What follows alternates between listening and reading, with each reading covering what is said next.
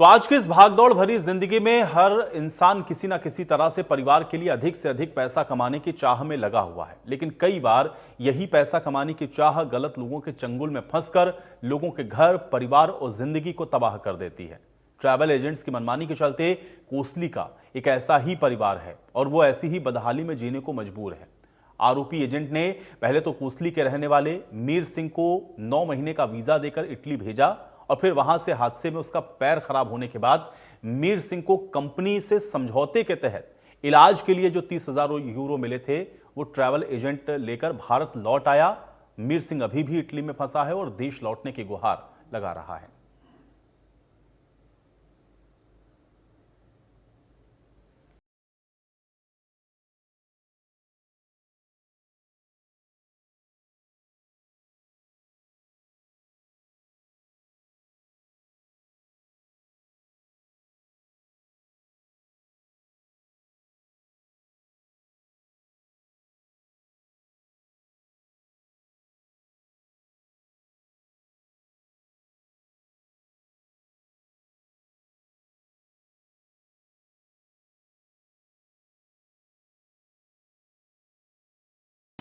अब वो अपने देश भी नहीं लौट पा रहा है। मीर सिंह की जुबानी ही सुनिए, ट्रैवल एजेंट की धोखाधड़ी ने उसे किस तरह से बदहाली में छिप जाने को मजबूर कर दिया है। जो कि मेरे को लेके आने वाला 22 लाख रुपए में रघुवेंद्र उर्फ मोनू गांव रतनथल जिला रेवाड़ी का निवासी है और मैं इटली 4 नवंबर को मैं इटली पहुंच गया था और मैं इटली पहुंचने के बाद मैंने 1.5 महीने के समथिंग काम किया था। फिर मेरे साथ ये हादसा हो गया था, चोट लग गई। उसके बाद मैं 1.5 महीने का करीब यहाँ हॉस्पिटल में एडमिट रहा। फिर उसके बाद मैं इनके कमरे पे आया तो मेरे को इसने गुमराह रखा 6 महीने और उसके बाद मेरे को गुमराह रखा और गुमराह रखने के बाद मैंने इससे बोला कि भाई मेरा क्या होगा, तो बोला कि भाई तेरा कुछ सोल्यूशन होगा, तेरे डॉक्यूमेंट बनेंगे, तेरे को जो आर्थिक सहायता होगी वो दिलाई जाएगी मालिक से। लेकिन ऐसा कुछ नहीं हुआ। मोनू ने बल्कि जो मालिक से सलाह मशवरा करके आपस में जो इनकी जब मेरे को भाषा नहीं आती थी तो मालिक से 30,000 यूरो मोनू यहाँ से मेरे उसके फैसले के नाम के लेके और इंडिया चला गया और मेरा पासपोर्ट और मेरा वीज़ा रद्द हो गया। और इसके जो मेरी घरवाली और मेरी माता जी जो बुजुर्ग हैं जो कि इंडिया में कार्रवाई करती हैं, तो उस पर कोई कार्रवाई नहीं हो रही है। उस पर कार्रवाई की जाए और प्रशासन से मेरी यही मांग है, मेरे को न्याय मिले। मीर सिंह के इलाज के लिए मिले 30,000 यूरो ठगने के बाद एजेंट तो भारत लौट आया, लेकिन इटली में फंसा मीर सिंह मुश्किल में है, जबकि कोसली में उसका परिवार मदद के लिए दर दर भटक रहा है।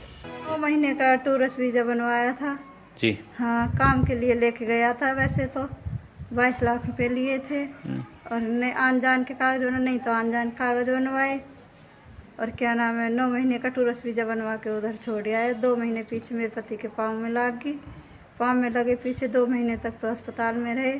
6 महीने अपने कमरा में बंद रखे, डरा धमकाया था, कहते तेरे को पुलिस पकड़ लेगी, फलाना हो जाएगा, नो हो जाएगा। फिर इंडिया भाग गया 30,000 यूरो लेके पाँव के फैसला। बिना वीजा और काम के मीर सिंह को इटली में फंसाने के बावजूद एजेंट की मनमानी यहीं पर नहीं थमी। पीड़ित परिवार के जगह जगह कार्रवाई की मांग और मदद की गुहार लगाने के बाद आरोपी ने पीड़ित परिवार को धमकाने की कोशिश भी की। वहीं मीर सिंह की मां की माने तो उनकी शिकायत पर पुलिस महकमे ने भी लापरवाही बरती है। हमारा टेक आ गया तुम्हारे घर में, तुम्हारा क्या कर सकूं? ये बात कौन बोला? वही पुलिस वाला। अच्छा। हाँ, पुलिस वाले ने कही, बोला हमारा मेरा हार्ट अटैक आ गया, तुम क्या कर दोगे, पैसे मिल देगा मैंने। मैं बोली ले वो तो हम मामला थोड़ा तो लग गई तो दिवा तो दिए वह मालिक ने लेकर भाग गया है। तो वो लेकर भाग गया है, बोले तुम आपकी बाड़ी आई हो। अच्छा। हम बोले हमारा कोई देर जानी है नारी बाड़ी, हम ना हमें जब तो बोले सेंड करते ना सेंड करे।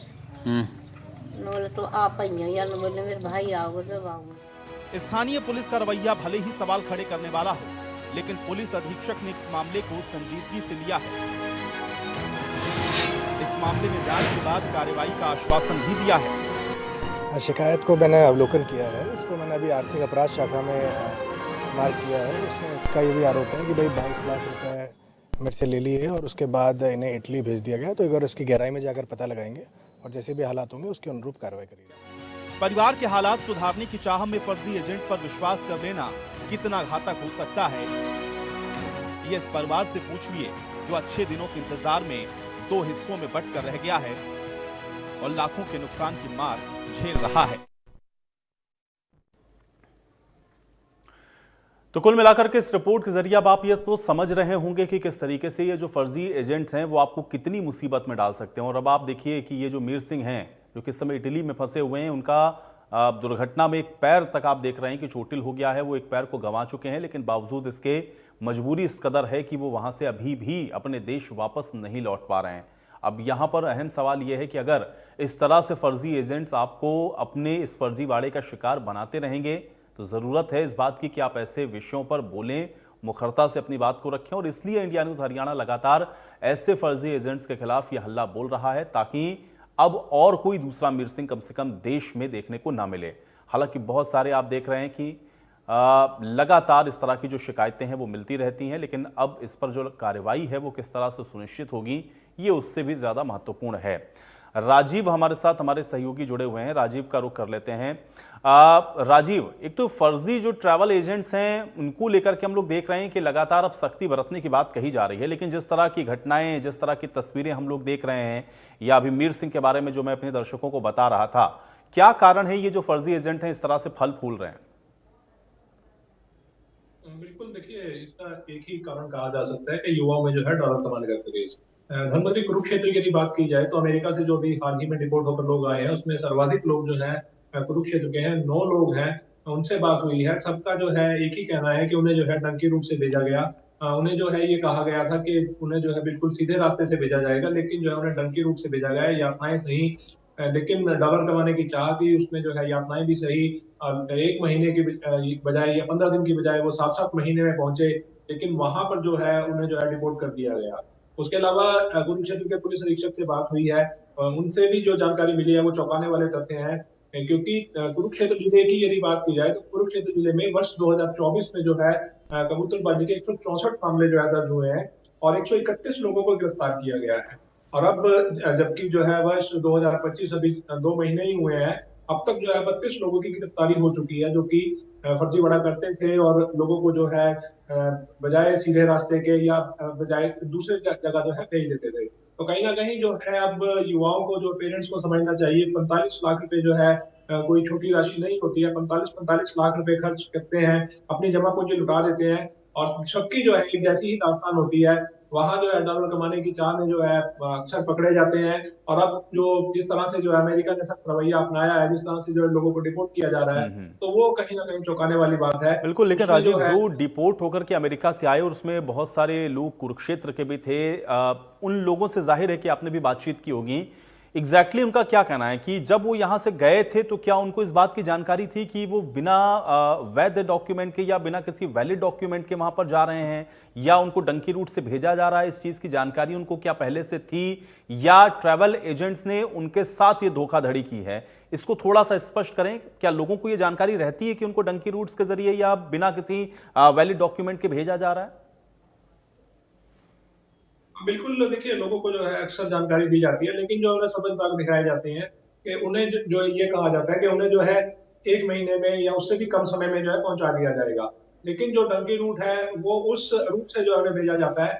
हालांकि जो है इस बात को जो है छिपाया जाता है कि उन्हें जो है डंकी रूट से नहीं भेजा जाएगा, लेकिन चूंकि उनके पास जो है वैलिड डॉक्यूमेंट्स नहीं होते हैं या जो है इतनी शैक्षणिक योग्यता नहीं होती है, जैसे कि जो है कुरुक्षेत्र जिले से जो 2 लोग वापस आए हैं, रॉबिन हंडा से बात हुई है। रॉबिन हंडा तो हालांकि पढ़ा लिखा था, लेकिन खुशप्रीत से बात हुई है जो कि 8वीं पास था और जिसके पास जो है पूरे दस्तावेज नहीं थे और उसे जो है डंकी रूट से भेजा गया। और लेकिन 45 लाख रुपए कोई छोटा अमाउंट नहीं होता है, छोटी धनराशि नहीं होती है। 45 लाख रुपए जो है उसने कहीं से जुटाए, उधार लिया, जमीन बेची या किसी भी तरह से जो है अपना मकान बेचा। तो ये इतना बड़ी जो है अमाउंट है वो खर्चने के बाद भी जो है यदि उन्हें जो है डंकी रूट से भेजा जाता है और वापस जो है डिपोर्ट होकर आना पड़ता है, तो ये कहीं ना कहीं जो है जो जिस तरह से जो है ट्रैवल एजेंट फर्जीवाड़ा चला रहे हैं उन पर जो है अंकुश लगाया जाना चाहिए। हालांकि जो ये 9 लोग वापस आए हैं, 9 लोगों में से जो है कुछ लोगों ने शिकायत दी है, 2 लोगों ने शिकायत दी है और 4 जो ट्रैवल एजेंट हैं उनके खिलाफ जो आपराधिक मामला दर्ज हुआ है। अभी तक जो है किसी की गिरफ्तारी नहीं हो पाई है, पुलिस जो है दबिश दे रही है और ये जो ट्रैवल एजेंट है, ये जो फर्जीवाड़ा करते हैं, ये लोग जो है भूमिगत बताए जाते हैं। बिल्कुल, लेकिन राजीव देखिए इसमें दोनों तरह के एजेंट्स हम लोग को दिखते हैं। कुछ एजेंट्स ऐसे भी हैं जो हम लोग देखते हैं कि बाकायदा तरीके से और एक जो वैलिड डॉक्यूमेंट हैं उसके जरिए ही लोगों को बाहर भेजते हैं। राजीव, मैं आपके पास वापस आऊंगा। इस बीच एक दर्शक मेरे साथ जुड़े हुए हैं, पहले मैं उनका रुख कर लेता हूँ, फिर इसी सवाल से मैं आपके पास वापस लौटता हूँ। दर्शक है हमारे साथ धर्मपाल सैनी जी, उनका रुख करेंगे। धर्मपाल सैनी जी, बहुत स्वागत है आपका, बताइए क्या कहना चाहते हैं। मैं ये कहना चाहता हूँ कि जो अपना हरियाणा से जो युवक डंकी के रास्ते से जाते हैं वो खुद ही फंसते हैं जाकर के। फर्जी जो एजेंट हैं ये खुद ही वहां जाकर के ढूंढ करके अपनी छोटी मोटी जो भी जमीन है ज्यादा पैसे कमाने के लालच में खुद ही फंसते हैं। ये खुद ही जिम्मेदार हैं जाने वाले। तो इसलिए इनके खिलाफ भी कुछ ना कुछ एक्शन होना चाहिए। चलिए, शुक्रिया जी जी, बहुत शुक्रिया धर्मपाल जी, आप जुड़े हमारे साथ और आपने इतनी महत्वपूर्ण बात हमारे साथ साझा की। तो देखिए, धर्मपाल सैनी जी एक दर्शक जो कि हमारे साथ जुड़े, उनका ये मानना है कि लोग भी इसके लिए जिम्मेदार हैं और ऐसे लोगों के खिलाफ भी कार्रवाई होनी चाहिए जो ये जानते हैं कि उनको गलत तरीके से बाहर भेजा जा रहा है, उसके बावजूद भी वो बाहर जाना तय अगर कर रहे हैं तो फिर अब उनको डिपोर्ट करने के बाद जो समस्या हो रही है उसके लिए वो खुद भी जिम्मेदार हैं और ऐसे लोगों पर भी कार्रवाई होनी चाहिए। बहरहाल राजीव मेरे साथ लगातार बने हुए, मेरे सहयोगी। राजीव, जो प्रश्न था मेरा वो ये था कि दो तरह के एजेंट्स हम लोग देखते हैं कि हैं, एक तो वो एजेंट्स हैं जो सही तरीके से लोगों को बाहर भेज रहे हैं, क्योंकि करोड़ों हिंदुस्तानी हम लोग देख रहे हैं कि बाहर हैं और वैध उनके पास जो कागजात हैं वो हैं, वैलिड डॉक्यूमेंट्स हैं, इसलिए उनको वहां कोई समस्या नहीं है। लेकिन क्या कुरुक्षेत्र स्पेसिफिकली मैं आपसे जानना चाह रहा हूं, क्या वहां पर कुछ एजेंट्स इस तरह के हैं जिनको आइडेंटिफाई क्या प्रशासन कर पाया है, जो इस तरह की गतिविधियों में संलिप्त हैं? क्योंकि जो लोग लौटे उनमें से कुछ ने एजेंट्स के खिलाफ शिकायत भी की है, तो क्या रडार पर है प्रशासन के ये जो एजेंट्स इस तरह का फर्जीवाड़ा कर रहे हैं उनके खिलाफ कोई सख्ती या कुछ सख्त कानून हम लोग को सख्त कार्रवाई होती हुई देखने को मिलेगी? राजीव, बिल्कुल, देखिए जैसे कि आप बता रहे हैं कि दो तरह के एजेंट्स होते हैं। अब सबसे पहले जो जिस तरह से ये लोग डिपोर्ट होकर आए हैं, कुरुक्षेत्र के 9 लोग हैं, इन लोगों ने किस एजेंट से राजीव मैं संपर्क आपको किया? रोक रहा हूं, बहुत शुक्रिया।